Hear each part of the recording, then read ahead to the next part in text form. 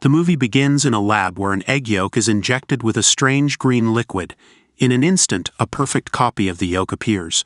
Meanwhile, in Hollywood, famous actress Elisabeth gets her star on the Walk of Fame. At first, many fans celebrate her, but over time, fewer people care. The star gets cracked and no one fixes it. As Elisabeth gets older, she has trouble finding work and ends up hosting a fitness show. One day, Elisabeth tries to use the women's bathroom, but it's out of order. So she uses the men's. While in a stall, the TV network's president Harvey comes in to use the bathroom, still talking on the phone. He complains about Elisabeth getting older and how they need someone younger for the show. After he leaves, Elisabeth looks at herself in the mirror, thinking about what she just heard. At lunch, Harvey fires Elisabeth but doesn't say much, acting tough only when no one is around. On her way home, Elisabeth sees her billboard being taken down, and then her car is hit in a bad crash. At the hospital, the doctor tells her she's perfectly fine with no injuries. He notices it's her birthday and wishes her well, which makes her start to cry. Later, the nurse tells her she needs one more test. After checking her spine, the nurse says she's a perfect candidate for something, then gives her a jacket to leave. Outside, Elisabeth finds a small package in her jacket pocket. Inside, there's a flash drive with a note that says, "The substance," along with a phone number and the message, "It changed my life." Fred, a man who used to know her, approaches her and gives her his number. At home, Elisabeth watches the flash drive and sees an ad for something called The Substance. It promises that people can switch between their younger and older selves every 7 days, living as a better version of themselves. Elisabeth thinks it's a scam and throws the flash drive away. That night, she drinks too much at a bar, but soon feels sick and realizes that she can't drink like she used to. Angry, she throws a snow globe at a picture of her younger self. She then takes the flash drive out of the trash and calls the number on it. A mysterious voice answers, asks for her address, and tells her where to go. The next day, Elisabeth is upset when she sees an ad looking for a new actress to take her place. She throws the newspaper away. Then she finds a black envelope in her mail with a card that says 503 on it. Following the instructions, she goes to a dark alley and uses the card to open a door that leads to a dim corridor. She eventually finds a room with boxes and opens the one marked with her number, finding a cardboard box inside. There's an activator, a stabilizer, a switch, and special food. The instructions explain that she must activate it only once, stabilize every day, change bodies every 7 days without exception, and remember she's one. After taking a look at her body in the bathroom, Elisabeth injects herself with the green liquid. For a few seconds nothing happens, until suddenly Elisabeth feels great pain and collapses on the floor. Her body writhes for a while as her pupils duplicate and moving bulges appear on her back. Suddenly, a giant slit opens on her body, and an entire human being comes out. Checking in the mirror, Elisabeth realizes she's now inside a much younger body. When she takes a closer look, she sees the original green eyes hiding behind her new blue ones.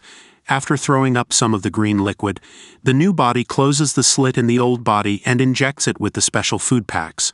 The following morning, the new Elisabeth hears a screeching noise and notices her nose is bleeding, reminding her she must stabilize every day. Using the kit from the box, she takes spine fluid from the old body and injects it into the new one, which immediately stops the bleeding and eliminates the noise. Afterward, the new body buys some nice clothes and goes to the audition, introducing herself as Sue. Harvey is very impressed and immediately hires her, but Sue will only accept under one condition. She can work every other week because she must take care of her sick mother. Desperate to have her beauty on his channel, Harvey agrees. During the following week, Sue enjoys being the center of attention again, and soon there's a new billboard with her face on it. She makes sure to stabilize every day, although she never moves Elisabeth's body from the bathroom floor. At the end of the week, Sue uses the change kit to connect both bodies, and a blood exchange ensues. Sue soon passes out and Elisabeth is active again, immediately feeling the pain in her back from the scar. She goes to the station and Harvey gives her a box with her things, barely saying goodbye. Her week as Elisabeth is incredibly dull and boring, and she can't wait to be Sue again. Every day she makes sure to stabilize the body, and another black envelope arrives when the refill kit is ready for pickup, which means another visit to the shady alley. When Sue returns the next week, she looks for a hollow wall in the bathroom and starts breaking it down, intending to build a hideout for the other body. She spends several hours working, and a neighbor comes to the apartment to complain about the noise. However, he instantly calms down when he sees Sue. She tells him Elisabeth moved out and closes the door on his face when he tries flirting with her.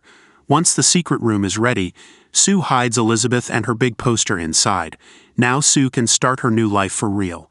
She hosts her show on TV, and everyone adores her thanks to her amazing body, which she doesn't hesitate to show off. At night she goes partying with other young people, and even brings a guy home for some fun. However, their fun is interrupted when Sue starts hearing the screeching noise, and her nose bleeds, signaling that her time is up.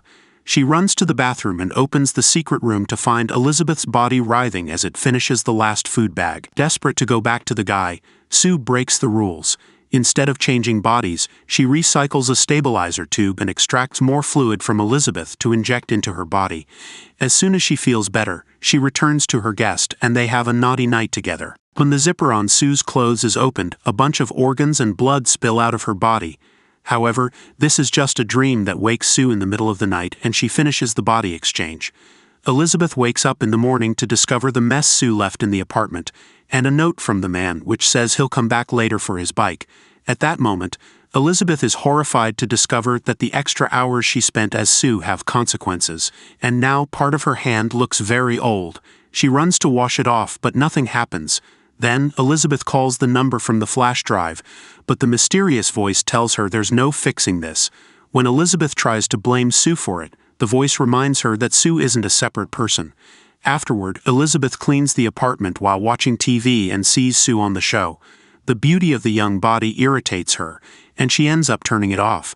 Then, the neighbor knocks on her door again and tries to ask her out, but Elisabeth never answers him. That afternoon, Elisabeth goes to the alley for her refill box and hears a noise that suspiciously sounds like the word Sue. Terrified, she immediately runs away with her box. Elisabeth ends up entering a diner and keeps her bad hand hidden in a glove. Suddenly, an old man says that 7 days feel like a long time, and Elisabeth notices he has the same birthmark on his arm as the nurse who gave her the flash drive. He winks at her and accidentally drops his wallet, which contains a card with the number 207. This confirms that the nurse was this man's young body, created by the substance. He starts sharing his experience. It becomes very lonely to simply be alive, and each time it gets harder to remember that the old body deserves to exist and matters too. When he asks her if the young body has started eating away at her, Elisabeth runs away in fear. Outside her apartment, she bumps into the guy from last night who came for his bike. He yells at her before leaving, which is another reminder of how people perceive her in this body. Needing to feel better about herself, Elisabeth decides to call Fred and agrees to a date. She puts on her best clothes, but when it comes to makeup, she copies Sue's style. On her way out, she sees the billboard with Sue's picture, and it makes her feel bad about her body again. Elisabeth grabs some accessories and fixes her makeup to have a style that matches her age. However, when she tries to leave again, the sight of the billboard continues to haunt her. Once again, she goes to the bathroom and has a breakdown as she messes with her makeup and hair. In the end, she doesn't go on the date and ignores all the texts Fred sends her. The following week, while Sue is recording her show, she freaks out when she feels a bulge appearing on her rear. However, when she checks, there's nothing there. The team plays the recording on the big screen to check what happened, and Sue feels incredibly exposed, so she puts on a robe and rushes to her dressing room. Seeing the bulge again, she starts pushing it through her body until it gets to her stomach. Then she reaches inside through her belly button to pull out the bulge, which turns out to be a chicken leg. The next time she wakes up after the exchange, Sue finds the food leftovers left by Elisabeth, who has been eating a lot to deal with her depression. A furious Sue calls the number to complain, explaining that she barely has any time to enjoy herself because of work while Elisabeth spends her days eating and watching TV. The voice's only answer is to remind her that there's no she and you. When she goes to work, Sue is shocked to discover that the taping for her show has been canceled, and she gets very nervous when she's called to Harvey's office. However, he has good news. She's become so popular that they want her to host a New Year's Eve special. Obviously, Sue accepts and goes home to take more liquid from Elisabeth's spine, claiming she can't miss this opportunity. Her career is going so well that Sue continues to do this for several days. When Elisabeth finally comes back, she screams when she sees her body. It's very old and decrepit, and her legs can barely move. Elisabeth calls the number to complain about Sue again, and the voice offers to cancel the experience, which would mean Sue wouldn't come back. Remembering her new successful career, Elisabeth turns the offer down and keeps scolding herself for forgetting they're the same person. On the last night, Elisabeth tries to get up from her chair, but her leg won't cooperate, so she has to move it manually, which causes her a lot of pain. She grabs a recipe book and starts cooking great amounts of food while listening to Sue being interviewed on TV. Sue mocks the old show and Elisabeth, who furiously begins throwing food at the screen. She feels like the billboard is mocking her too. So she throws eggs at the window and covers it with newspaper. Before making the change, Elisabeth yells at herself in the mirror, trying to remind Sue to control herself. When Sue wakes up, she finds the apartment in a disgusting state and starts insulting Elisabeth. Hungry for revenge, she takes several needles of spine fluid to avoid changing again. 3 months later, Sue is still in control, and there are ads for her New Year's Eve show on TV and the billboard. One night, Sue brings another man to the apartment but asks him to wait while she goes to the bathroom. The hidden room is filled with trash, yet Sue continues to extract fluid from Elisabeth without cleaning up. The injection wound is now infected and the liquid comes out looking dark and almost necrotic. Starting to feel dizzy, Sue calls the number and explains there's no more stabilizer fluid. The voice informs her that she's drained it all out. The fluid needs time to regenerate, and for that, Sue needs to switch bodies. She freaks out and refuses because her big show is the next day. However, her nose starts bleeding and she collapses. Struggling with the pain, Sue has no choice but to crawl back to the bathroom and finally make the switch. In the bedroom, the man hears a noise and comes to the bathroom to investigate, but Elisabeth locks the door before he can see her. Ignoring his questions, she looks in the mirror and is horrified to discover an abomination. Furious, she yells at the guy to make him leave. Afterward, she comes out of the bathroom, and it's so hard to walk in this body that she keeps falling. Once she reaches the living room, she calls the number and chooses to cancel the experience. Then she brings her old poster out of the secret room. The next morning, a black envelope arrives, saying the last delivery is in the box. Elisabeth covers her body with as many clothes as possible, and on her way out, she yells at the neighbor, who immediately hides in fear. She runs to the alley to get the box and brings it home to open it, finding a single syringe with black liquid. Suddenly, she hears a voice telling her there's no going back, but she ignores it and injects the dark fluid into Sue's body. However, she also remembers that tonight is the big show and stops herself before emptying the syringe. Then Elisabeth gives Sue CPR, causing her nose to bleed. Seeing it as a sign, Elisabeth gets the change kit and gives Sue some of her blood, which wakes her up. Strangely, Elisabeth doesn't go to sleep.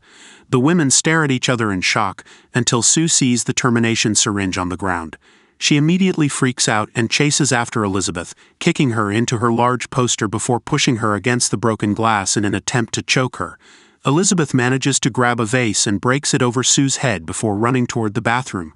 Sue tries to follow her, and when Elisabeth locks the door, she repeatedly kicks it to try to open it again. Next, Sue kicks Elisabeth once more and forces her to look at them in the mirror before she starts smashing her head against it. After multiple hits, Sue drops the body and Elisabeth crawls away, only for Sue to send her flying with another kick.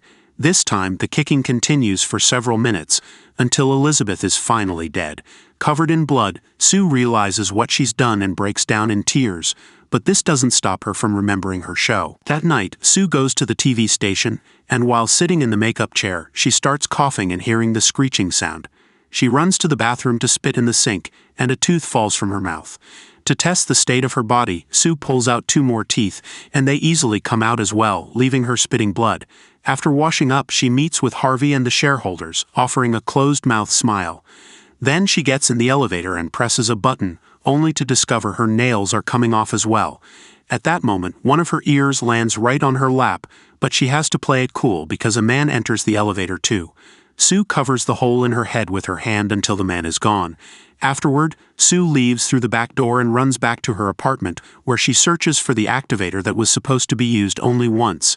Hoping she can make a new, beautiful body, she injects herself with the green liquid and falls to the floor in pain as her back splits open. Once the process is done, Sue checks her new body in the mirror and is horrified to discover a disgusting, deformed creature with Elisabeth's face on the back.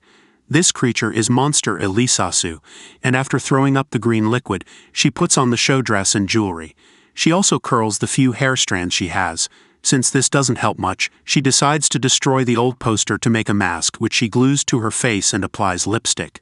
Then she goes to the TV station and is delighted to find everyone welcoming her with praising words, but this turns out to be her imagination. Since the lights are off on the main stage, Elisabeth manages to get on it without being seen. The show begins, and the lights come on. Elisabeth tries to speak into the microphone, but all that comes out is a strange mumble from her distorted mouth. Suddenly, her mask falls off, and she starts vomiting body parts.